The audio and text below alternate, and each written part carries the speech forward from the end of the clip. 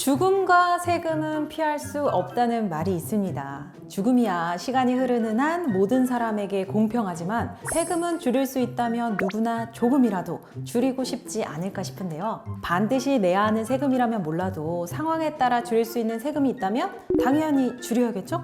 오늘 취향저격 계산은 모르면 폭탄을 맞을 수도 있는 세금, 퇴직 중간 정산 소득세에 대해 함께 알아보도록 할게요. 그럼 퇴직금도 받아요? 네, 퇴직금 받았고요. 요새는 퇴직금을 예전처럼 그냥 수령하는 게 아니라 IRP인가? 퇴직연금으로 주세요. 그러면 그걸 내가 따로 신청하지 않으면 퇴직금을 수령할 수가 없고 업체마다 혹은 회사마다 가입하는 연금의 회사가 달라요. 그래서 어떤 거는 수익성이 높은 것도 있고 어떤 건 수익성이 낮은 것도 있고 또 사람마다 선택할 수 있어요. 안정지향주의적인지 혹은 이제 조금 도전주의적인지. 그래서 또 개인별로 금액이 다 다르기 때문에 굉장히 잘 선택을 하셔야지 굉장히 합리적인 퇴직연금 수령이 가능하지 않을까 싶습니다. 퇴직금이란 근로자가 일정 기간 근로를 제공하고 퇴직하는 경우 지급되는 금전을 의미하는데요. 대부분 퇴직금은 노후를 대비한 자금으로 쓰이지만 요즘은 퇴직금을 꼭 은퇴할 때만 받는 것은 아닙니다. 직장 생활을 하다가 갑자기 목돈이 필요해 미리 퇴직금을 정산받는 경우가 있는데요.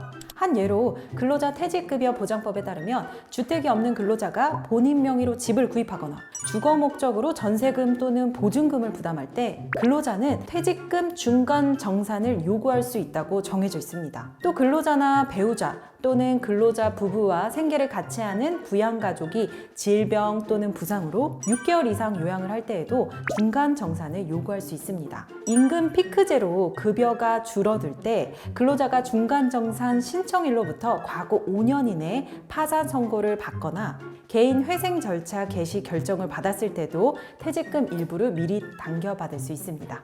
꼭 필요한 시점에 퇴직금을 미리 당겨받는 것은 좋지만 문제는 퇴직금을 미리 받는 경우 실제 퇴직금을 받을 때 불리해질 수 있다는 점입니다.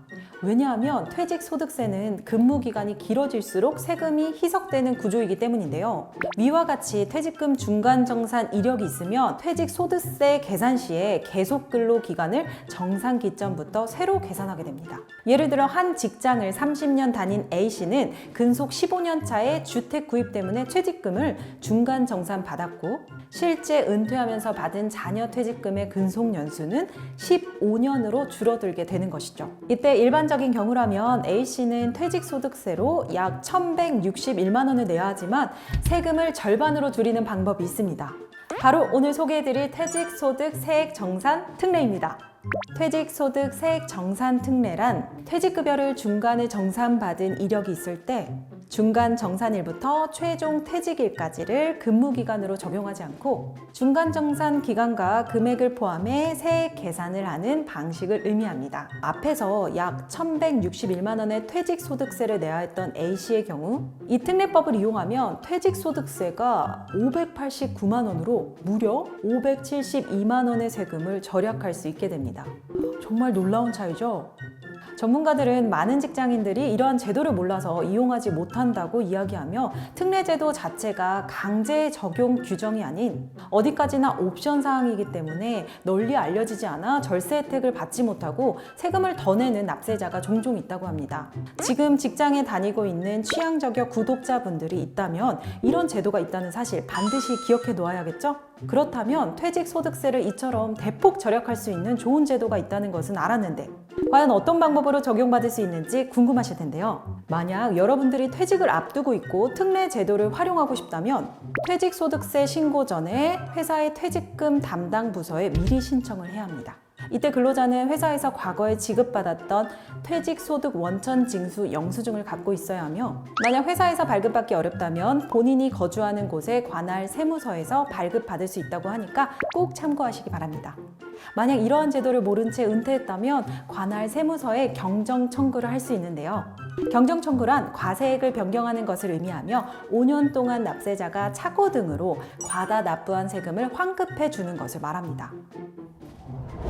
근데 만약에 내가 퇴사를 했는데 전화해가지고 제가 인사부서 이렇게 하는 게 좀 어려운 경우가 굉장히 많잖아요. 사실 우리 관할 세무서에서 받을 수 있다는 게 굉장히 꿀팁이네요. 세무서에 경정 청구까지 가능하다고 하니까 이거는 굉장히 꿀팁인 것 같습니다.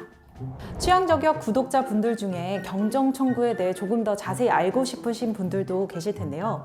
경정청구는 개인 또는 법인 사업자라며 누구나 신청할 수 있는 제도로 연말정산이나 부가가치세 납부 기간에 전부 환급을 받았더라도 납부 및 환급 과정에서 놓친 경우나 일부러 제출을 안 한 경우가 있을 수 있기 때문에 고려해 볼 필요가 있습니다. 특히 회사를 운영하는 개인 또는 법인 사업자라면 누구나 놓치고 있는 공제나 감면 등이 있을 수 있으니 반드시 확인해 보시는 걸 추천드립니다. 한 가지 주의할 점은 경정청구는 법정 신고 기한으로부터 5년 이내에 신고해야 한다는 점입니다. 이 점 주의하셔서 반드시 기한 내에 청구하시기 바랍니다. 그럼 종합소득세 납부 시에 세금 포탄을 만든다고 하면은 경정 청구를 통해서 좀 절세를 확인할 것 같은지 아니면 귀찮아서 그냥 저는 귀찮고 몰라서 경정청구 안 하게 되더라고요. 세금은 정말 모르겠더라고요. 그래서 그냥 내라고 하니까 내는 거고 그냥 나왔으니까 내는 거고 하는 거지, 솔직히 우리나라 인구 중에 잘 알고 내는 사람은 아마 없을걸요? 그래서 이게 잘못 나왔는지 안 잘못 나왔는지도 판별이 불가하기 때문에 경정청구 이거 쉽지 않을 것 같습니다.